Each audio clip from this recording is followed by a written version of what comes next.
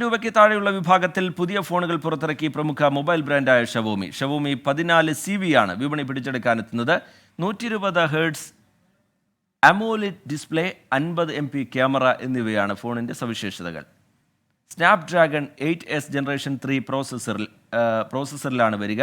Android 14 hyper OS ആണ് ഫോണിൽ ഉണ്ടാവുക. ലേക്കയുടെ ട്രിപ്പിൾ റിയർ ക്യാമറയ്ക്കൊപ്പം 32 പിക്സൽ ഇരട്ട സെൽഫി ക്യാമറകളും ഫോണിൽ ഉണ്ടാകും.